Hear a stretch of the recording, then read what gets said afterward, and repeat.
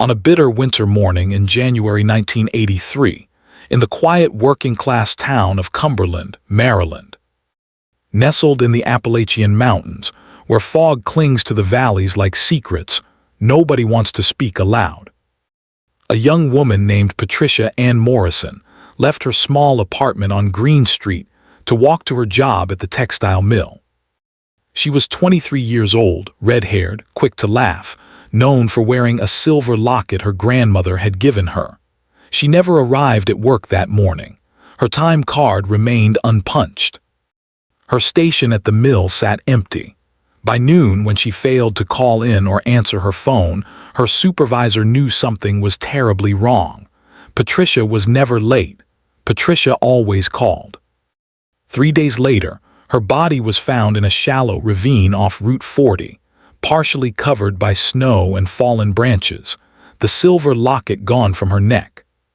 For 38 years, her case remained unsolved, a file growing thicker with dead ends and fading hope. Until a breakthrough in DNA technology, and a detective who refused to let the file gather, dust brought the truth crashing into the light in a way that would shatter everything the community thought it knew. Who took Patricia Morrison's life on that frozen January morning, and why did it take nearly 4 decades to bring her justice? Cumberland in 1983 was a town already familiar with hardship. The coal mines that had once sustained the region were closing one by one. The railroad yards that had employed generations of families were scaling back operations. Young people were leaving for Baltimore or Washington, seeking opportunities that no longer existed in the mountain valleys. Those who remained worked in the remaining factories, the mills, the small shops along Baltimore Street that served a shrinking population. It was a place where everyone knew everyone, where families had roots going back generations, where a stranger was noticed immediately and remembered for weeks. Patricia Ann Morrison had lived in Cumberland her entire life. Born at Sacred Heart Hospital in May 1959, she was the youngest of 3 daughters born to Robert and Eleanor Morrison. Her father worked maintenance at the Kelly Springfield tire plant. Her mother cleaned houses for the wealthier families who lived in the Victorian homes on Washington Street. Patricia graduated from Allegheny High School in 1977, where she had been in the choir and worked part-time at the Rexall drugstore on Baltimore Street. After graduation, she took a job at the Cumberland textile mill, working the early shift in the spinning room, 6 in the morning until 2 in the afternoon. The work was loud and repetitive, but it paid better than most jobs available to young women in Cumberland at that time. Patricia was saving money. She wanted to attend community college. She talked about becoming a nurse. She lived alone in a small efficiency apartment above the hardware store on Green Street, just 3 blocks from her parents' home. The apartment had one room that served as both bedroom and living area, a tiny kitchenette, and a bathroom with a window that looked out onto the alley behind the building. She had painted the walls herself, a soft yellow that caught the morning light. She kept African violets on the windowsill. Her neighbors would later tell investigators that she was quiet, polite, always paid her rent on time. She dated occasionally but had no steady boyfriend. She attended Mass at St. Peter and Paul Catholic Church most Sundays with her parents. She called her mother every Tuesday evening. She was, by all accounts, an ordinary young woman living an ordinary life in a small town where nothing extraordinary was supposed to happen. January 17, 1983, was a Monday. The temperature at dawn was 19 degrees. A light snow had fallen overnight, leaving perhaps an inch of powder on the sidewalks and streets. The sky was the color of old pewter. Street lights still burned yellow in the pre-dawn darkness. Patricia's alarm clock went off at 5:15, as it did every weekday morning. Her downstairs neighbor, Mrs. Helen Kowalski, who owned the hardware store, would later tell police that she heard Patricia moving around at the usual time. She heard water running. She heard footsteps crossing the floor above. She heard the apartment door open and close at approximately 5:45, the same time Patricia left every morning to walk to the mill. The walk from Green Street to the textile mill was exactly 7 blocks. The route took Patricia down Green to Baltimore Street, then east on Baltimore to Industrial Boulevard, where the mill sat beside the railroad tracks. A 3-story brick building with tall windows that glowed yellow when the early shift was running. The walk took approximately 15 minutes at a normal pace. Patricia usually stopped at the Sunrise Bakery on Baltimore Street to buy a coffee and sometimes a corn muffin. The baker, Thomas Chen, knew her by name. He would have her coffee ready when she walked in. On the morning of January 17th, Thomas Chen was opening his bakery at 5:30 when he noticed Patricia walking past his window, heading east on Baltimore Street. He waved. She waved back. He noted the time because he had just unlocked his door and flipped the sign to open. It was 5:48 in the morning. Patricia Morrison never arrived at the textile mill. When the 6 o'clock shift began and her station remained empty, the floor supervisor, Donald Martinez, assumed she was running late. By 6:15, he called her apartment. No answer. He called her parents' home. Eleanor Morrison answered, surprised by the call. Patricia had not called in sick. Eleanor had not spoken to her daughter since Sunday evening. By 6:30, Donald Martinez was concerned enough to call the Cumberland Police Department to report an employee who had left for work but never arrived. The officer who took the call initially treated it as a possible accident or medical emergency. Officers were dispatched to check Patricia's apartment and the route between Green Street and the mill. Officer Raymond Tucker was the first to respond. He knocked on Patricia's apartment door at approximately 6:50 in the morning. No answer. He checked with Mrs. Kowalski downstairs, who confirmed she had heard Patricia leave at the normal time. Officer Tucker walked the route from Green Street to the mill, looking for any sign of Patricia, any indication of where she might have gone. He found nothing. No sign of struggle. No dropped belongings. No witnesses who had seen anything unusual. The snow on the sidewalks showed countless footprints from the morning's pedestrian traffic, impossible to distinguish one set from another. By 8 o'clock, the Cumberland Police Department had launched a full missing person investigation. Detective Frank Cassidy, a 20-year veteran of the department, was assigned as lead investigator. Detective Cassidy was a methodical man, known for his attention to detail and his ability to remember small facts that others overlooked. He began by interviewing everyone who might have seen Patricia that morning. Thomas Chen at the bakery confirmed he had seen her walk past his window at 5:48. A postal worker named Martin Reed told police he had seen a young woman matching Patricia's description walking on Baltimore Street around that time, but he could not be certain it was her. No one else came forward with information. Clear's throat, Detective Cassidy established a timeline. Patricia left her apartment at approximately 5:45. She walked past the bakery at 5:48. The mill was 3 blocks east from the bakery. At a normal walking pace, she should have arrived by 6 o'clock at the latest. Somewhere in those 3 blocks, in that 12-minute window, Patricia Morrison vanished. The search began in earnest on Tuesday morning, January 18th. More than 100 volunteers from the community gathered at the police station at dawn. They were organized into teams of 10. Each team assigned a grid section of the town to search. They walked through alleys, checked dumpsters, knocked on doors, asked questions. The Cumberland Fire Department brought in search dogs. The dogs were given Patricia's scent from clothing in her apartment.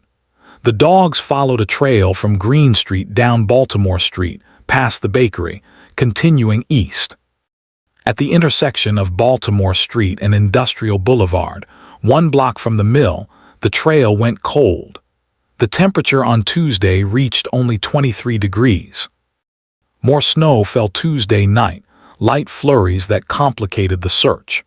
On Wednesday morning, Detective Cassidy expanded the search radius to include areas outside the immediate downtown.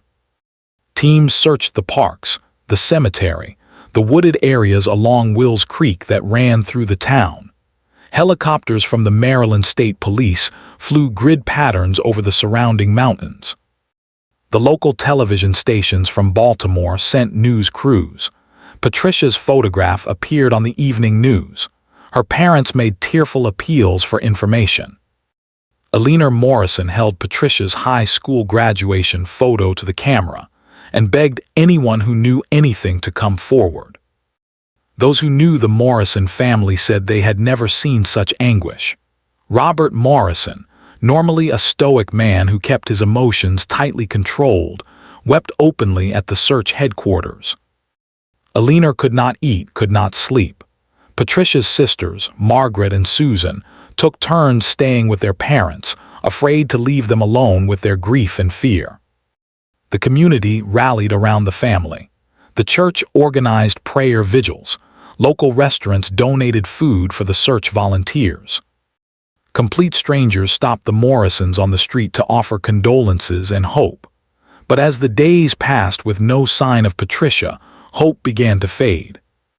Detective Cassidy worked 18-hour days, following every lead, interviewing every potential witness. He compiled a list of every known offender in Cumberland and the surrounding county. He checked alibis. He searched records. He found nothing that pointed to a suspect. The evidence, or rather the lack of evidence, was baffling. Young women do not simply disappear on busy streets in small towns. Someone had to have seen something. Someone had to know something. On Friday morning, January 21st, 4 days after Patricia disappeared, a hunter named Dale Pritchard was walking his property off Route 40, approximately 8 miles west of Cumberland, when his dog became agitated near a ravine. The ravine was perhaps 30 feet deep, heavily wooded, the kind of place where people sometimes dump trash or abandon appliances. Dale Pritchard climbed down into the ravine to see what had attracted his dog's attention. There, partially covered by snow and branches, he found Patricia Morrison's body. The Maryland State Police were called immediately. The scene was secured. Detective Cassidy arrived within 20 minutes. The medical examiner, Dr. Leonard Hayes, arrived shortly after. What they found would haunt the investigation for decades. Patricia was lying on her back, fully clothed in the same outfit she had worn when she left her apartment that Monday morning. Her coat was buttoned. Her purse was beside her body, contents intact, money still in her wallet. Her apartment keys were in her coat pocket. The silver locket was missing from her neck, but no other jewelry had been taken. There were ligature marks on her neck consistent with strangulation. Dr. Hayes estimated she had been deceased since Monday morning, likely within hours of when she was last seen. The cause of death was asphyxiation due to strangulation. There was no evidence of other trauma. The manner of death was ruled homicide. The location troubled Detective Cassidy. Route 40 was a main highway, but the turnoff where Patricia's body was found was isolated, accessed by a narrow dirt road that few people knew about. Whoever placed her body there knew the area well. They knew where to go to avoid being seen. The distance from Baltimore Street to this location was approximately 8 miles. Patricia had been walking to work. She had no car. Someone had taken her, driven her to this location, and left her there. But who? And why? The investigation intensified. Every vehicle in Cumberland was potentially suspect. Detective Cassidy and his team interviewed hundreds of people. They checked every alibi. They searched for witnesses who might have seen Patricia getting into a vehicle. They found nothing. The physical evidence from the scene was minimal. There were no fingerprints, no fibers that could be traced. No DNA technology existed in 1983 that could help identify a suspect from biological evidence. The only piece of evidence that seemed significant was the missing locket. Detective Cassidy theorized that the perpetrator might have taken it as a trophy, something he could keep to remember the crime. Deputies whispered quietly among themselves about certain individuals they thought bore watching. There was a transient who had been seen in Cumberland around that time, but he had moved on and could not be located. There was a mill worker who had asked Patricia out several times and been rejected, but his alibi for Monday morning was solid. He had been at work, clocking in at 5:30, witnessed by a dozen coworkers. There was a delivery driver who made regular stops in Cumberland, but investigators could find no connection between him and Patricia. Every lead went nowhere. Every theory collapsed under scrutiny. The funeral was held on Saturday, January 29th, at Saints Peter and Paul Catholic Church. More than 300 people attended. The church could not hold them all. People stood in the cold outside, listening to the service through the open doors. Father Michael O'Brien spoke about senseless tragedy and faith in the face of incomprehensible loss. Eleanor Morrison collapsed during the service and had to be helped from the church. Patricia was buried at Rose Hill Cemetery on a hillside, overlooking the town where she had lived her entire brief life. The headstone read, Patricia Ann Morrison, 1959–1983, beloved daughter and sister, gone too soon. Detective Cassidy continued working the case for months after Patricia's death. He re-interviewed witnesses. He followed up on tips called into the police department. He sent evidence to the state crime lab for analysis. He consulted with investigators from other jurisdictions who had worked similar cases. Nothing broke the case open. By summer of 1983, the leads had dried up entirely. The case remained officially open, but active investigation ceased. The file was moved to the cold case storage. Patricia Morrison became another unsolved case, another file folder in a box, another family left without answers. For those who have ever lost someone to violence, you understand that time does not heal. Time only teaches you how to carry the weight differently. The Morrison family carried their grief through the seasons that followed. Robert Morrison continued working at the tire plant, but those who knew him said he was never the same. He grew quieter, more withdrawn. He stopped attending church. He spent his evenings in his garage, working on projects that never seemed to get finished. Eleanor Morrison aged a decade in a year. Her hair went gray. Her face became lined with sorrow. She kept Patricia's bedroom exactly as it had been, the bed made, the African violets from the apartment now growing on the windowsill. She would sit in that room for hours, holding Patricia's belongings, whispering to her daughter as if she might somehow hear. Margaret and Susan, Patricia's sisters, tried to move forward with their lives. Margaret married in 1984 and moved to Frederick.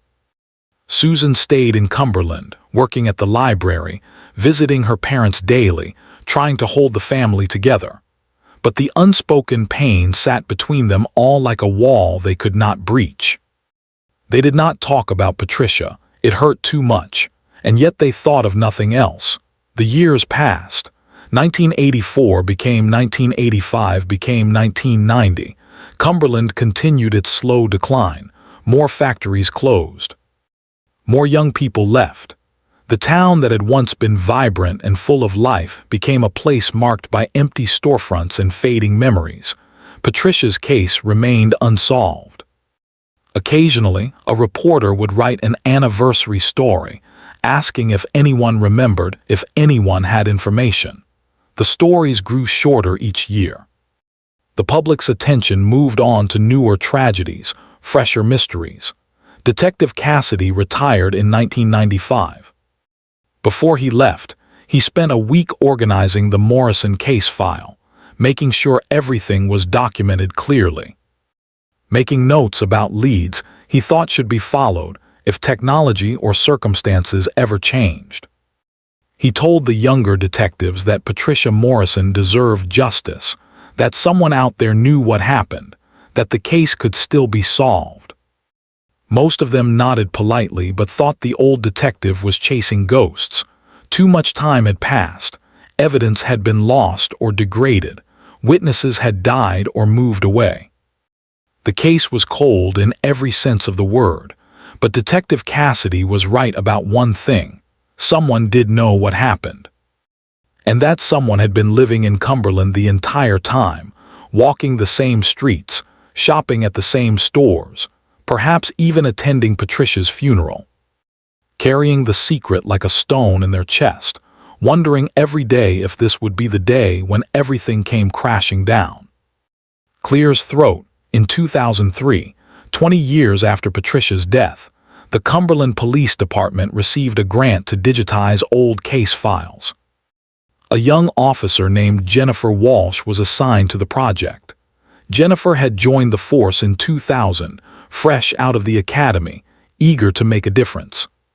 She spent months scanning documents, entering data, organizing files that had sat in boxes for decades. When she came to Patricia Morrison's file, something about the case captured her attention. Perhaps it was Patricia's photograph, that bright smile, those hopeful eyes. Perhaps it was the meticulous notes Detective Cassidy had left. Perhaps it was simply that Jennifer was the same age Patricia had been when she died. Whatever the reason, Jennifer began reading the file in her spare time. She read every report, every witness statement, every note. She became convinced that the case could still be solved. By 2003, DNA technology had advanced dramatically. Evidence that had been useless in 1983 could now be analyzed and compared against databases of known offenders. Jennifer Walsh took the Morrison case file to her supervisor, Sergeant Thomas Brewer, and asked if the physical evidence could be re-examined. Sergeant Brewer was skeptical. The case was 20 years old. The likelihood of finding viable DNA evidence was slim. The cost of testing would be significant, but Jennifer was persistent. She wrote a formal request. She researched grants that might pay for the testing. She contacted the state crime lab to inquire about procedures for cold case reviews. In 2004, after months of bureaucratic delays, evidence from Patricia Morrison's case was sent to the state crime lab for DNA analysis. The evidence included Patricia's clothing, fingernail scrapings, and swabs taken from her body during the autopsy. The lab worked slowly, prioritizing active cases over cold cases. Months passed with no word. Jennifer checked in regularly, asking for updates, pushing the case forward through sheer determination. Finally, in March 2005, the results came back. DNA belonging to an unknown male had been recovered from Patricia's coat collar. The DNA was sufficient quality to be entered into CODIS, the National DNA Database. If the perpetrator's DNA was in the system, they would get a match. No match was found. The DNA profile sat in the database, waiting, hoping that someday the person who left that DNA would be arrested for another crime, and their sample would be added to the system. Jennifer Walsh was disappointed but not defeated. She continued to work the case in her spare time. She tracked down old witnesses and re-interviewed them. She searched for people who had left Cumberland decades ago. She looked for patterns in other unsolved cases that might connect to Patricia's murder. She found nothing definitive, but she never stopped looking. Robert Morrison died in 2008 of a heart attack. He was 69 years old. He never learned who had taken his daughter's life. Eleanor Morrison attended his funeral in a fog of grief, burying her husband without ever having buried the questions about Patricia. She moved in with her daughter Susan after Robert's death, unable to live alone in the house where Patricia's room remained a shrine. The case might have remained unsolved forever, gathering digital dust instead of physical dust. if not for a development that occurred in 2019. A genealogical DNA company called GeneTrack began partnering with law enforcement agencies to help solve cold cases using genetic genealogy. The process involved taking crime scene DNA and comparing it against public genealogy databases to identify potential relatives of the perpetrator. The technique had been used successfully to solve several high-profile cold cases, including the Golden State Killer case in California.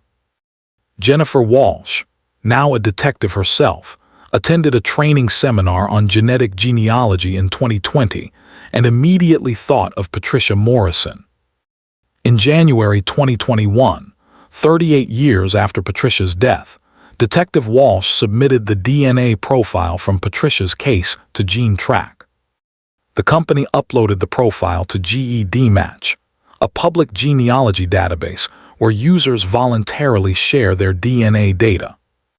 Within weeks, GeneTrack identified several potential third and fourth cousins of the unknown male, whose DNA had been found on Patricia's coat.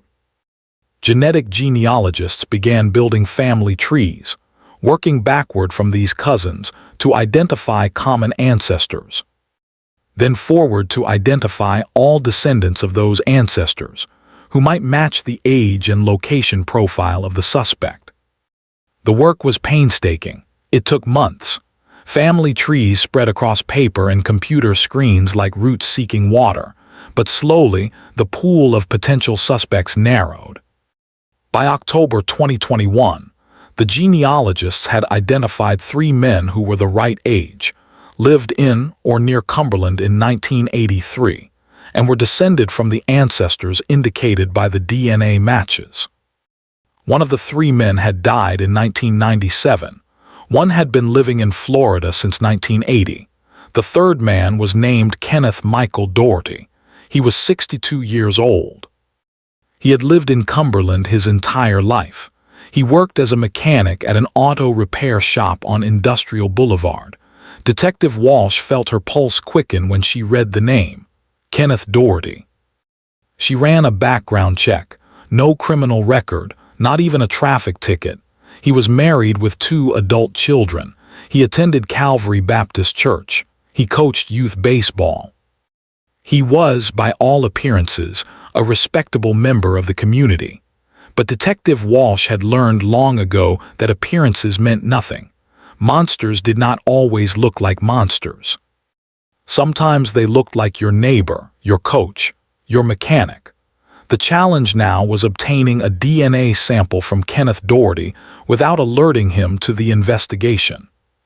Detective Walsh worked with the Maryland State Police and the state's attorney's office to develop a strategy. They decided to conduct surveillance and wait for an opportunity to collect discarded DNA. In November 2021, officers followed Kenneth Doherty for 2 weeks, documenting his movements, his routines, his habits. On November 18th, Doherty stopped at a convenience store on his lunch break and purchased a bottle of water. He drank from the bottle while sitting in his truck, then threw the empty bottle in the trash can outside the store. Officers retrieved the bottle after Doherty left. The bottle was sent to the state crime lab for analysis. The waiting was excruciating. Detective Walsh could barely sleep. She had worked on Patricia Morrison's case for 18 years. She had promised herself that she would not give up, would not let Patricia be forgotten. Now, finally, they might have an answer. On December 3, 2021, the lab results came back. The DNA from the water bottle matched the DNA found on Patricia Morrison's coat. Kenneth Michael Doherty was the source of the unknown male DNA.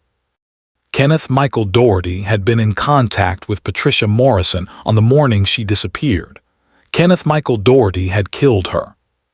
Detective Walsh sat in her office staring at the report, feeling a mixture of triumph and rage. For 38 years, this man had walked free. He had lived his life, raised his children, attended church, smiled at his neighbors, all while Patricia Morrison lay in the ground and her family suffered without answers. Detective Walsh made the call to the state's attorney. An arrest warrant was prepared.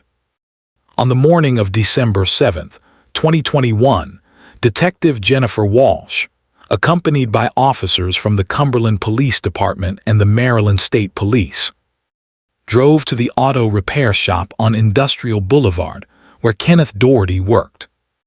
It was 8:30 in the morning. The shop had just opened. Doherty was in the garage bay working on a transmission. Detective Walsh approached him and identified herself. She said, "Kenneth Michael Doherty, you are under arrest for the murder of Patricia Ann Morrison." She later told colleagues that Doherty's face went completely white. He said nothing. He offered no resistance. He held out his wrists for the handcuffs as if he had been expecting this moment for 38 years. News of the arrest spread through Cumberland like wildfire. The local television stations interrupted regular programming. The newspaper printed a special edition. Social media exploded with shock and disbelief. Kenneth Doherty. Ken Doherty, who coached Little League. Ken Doherty, who helped organize the church fundraisers. It could not be true. There must be some mistake, but there was no mistake. The DNA did not lie. Those who believed in Doherty's innocence were vocal. His wife, Katherine Doherty, told reporters that her husband was a good man, that he could never have done such a thing, that the police had the wrong person. His pastor, Reverend James Caldwell, issued a statement supporting Kenneth and urging the community to reserve judgment. His coworkers described him as quiet, reliable, never aggressive or violent. His children hired a defense attorney and prepared to fight the charges.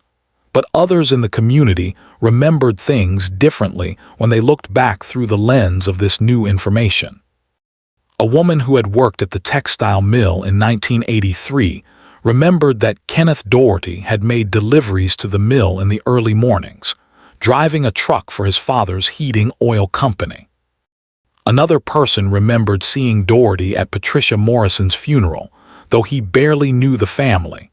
Small details that had meant nothing at the time suddenly took on sinister significance. Eleanor Morrison was 86 years old when she learned of the arrest. She was living with her daughter Susan, her health failing, her memory increasingly unreliable. Susan sat beside her mother and held her hand and told her that the police had arrested someone for Patricia's murder. Eleanor looked at her daughter with tears streaming down her face and asked, "Does this mean Patricia can rest now?" Susan told her yes, Patricia can rest now. Eleanor Morrison died 3 weeks later. She never lived to see the trial, but she died knowing that someone would answer for what had been done to her daughter. The case went to trial in September 2022. The Cumberland County Courthouse was packed every day. The trial lasted 2 weeks. The prosecution presented the DNA evidence, explained the genetic genealogy process, showed how Kenneth Doherty's DNA had been matched to the crime scene sample. They presented testimony from Detective Walsh about the investigation. They presented testimony from experts about the reliability of DNA matching. They presented evidence showing that Doherty had driven a delivery truck in January 1983, that his route would have taken him past the spot where Patricia was last seen, that he would have had the opportunity to offer her a ride on that cold morning. The defense argued that the DNA evidence did not prove murder, only that Doherty had at some point come into contact with Patricia Morrison. They suggested alternative explanations. Perhaps he had bumped into her on the street. Perhaps they had shaken hands at some event. The DNA on her coat collar did not prove he had killed her. The prosecution countered that Patricia's coat had been new, that she had worn it for the first time on the morning she disappeared, that the likelihood of innocent transfer was negligible. Clear's throat. The most dramatic moment of the trial came when the prosecution played a recording of an interview conducted after Doherty's arrest. During the interview, detectives had asked Doherty if he knew Patricia Morrison. He said he did not recognize the name. They showed him her photograph. He studied it for a long moment, then said, "I might have seen her around town. I don't remember." They asked him if he had ever given her a ride. He said no. They asked him how his DNA might have gotten on her coat. He said he had no idea. He maintained his innocence throughout the interview, but his body language told a different story. He fidgeted constantly. He would not make eye contact. He asked for an attorney and the interview ended. Kenneth Michael Doherty did not testify in his own defense. His attorneys argued that the evidence was circumstantial, that reasonable doubt existed. But the jury saw it differently. After deliberating for 8 hours, they returned a verdict of guilty of second-degree murder. Kenneth Doherty showed no emotion when the verdict was read. His wife sobbed in the gallery. His children sat in stunned silence. At the sentencing hearing in November 2022, the prosecution read statements from Patricia's surviving sister, Susan Morrison. Susan spoke about the 38 years her family had suffered without answers, the way her father had died without knowing justice, the way her mother had lived her final decades in anguish. She spoke about Patricia, who had been denied the chance to live her life, to pursue her dreams of becoming a nurse, to fall in love, to have children, to grow old. She looked directly at Kenneth Doherty and said, "You took everything from her. You took everything from us. I hope you spend every remaining day of your life thinking about what you did." Kenneth Doherty was sentenced to 40 years in prison. He would be 102 years old before becoming eligible for parole. He was led from the courtroom in shackles. He has filed an appeal, but legal experts believe it has little chance of success. The DNA evidence is solid. The genetic genealogy methods have been upheld in court repeatedly. Kenneth Michael Doherty will almost certainly die in prison. The question that haunts everyone who followed the case is why? Why did Kenneth Doherty kill Patricia Morrison? What happened on that January morning in 1983? Doherty has never confessed. He has never explained. Investigators believe they have reconstructed what occurred based on the evidence and the timeline. They believe that Doherty was driving his delivery truck on Baltimore Street shortly before 6 o'clock on January 17th. They believe he saw Patricia walking alone in the cold and offered her a ride. Perhaps she accepted because she knew him from his deliveries to the mill. Perhaps she accepted because it was bitterly cold and she was still 3 blocks from work. They believe that once she was in the truck, something happened. Perhaps he made an advance and she rejected him. Perhaps he had been planning this all along.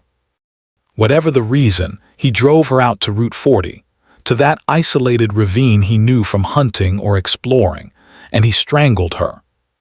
He took her locket, perhaps as a trophy, perhaps because he thought it might help identify her. Then he left her body in the ravine and drove away, returning to his life, to his job, to his family, as if nothing had happened. For 38 years, he lived with what he had done. For 38 years, he passed Patricia's grave on his way to church.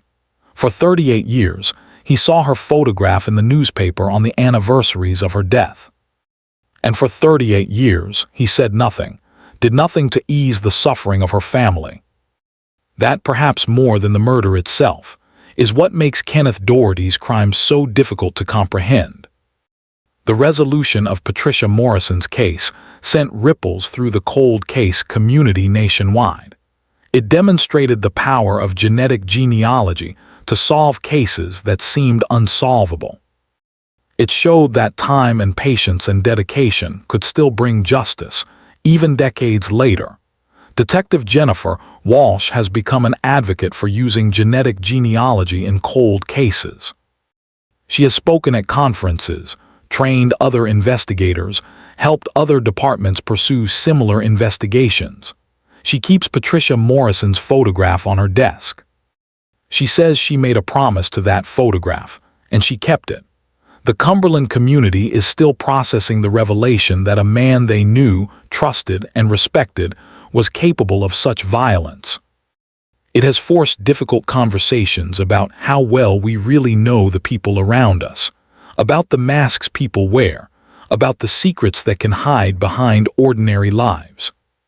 Kenneth Doherty's family continues to maintain his innocence, though they have largely withdrawn from public life.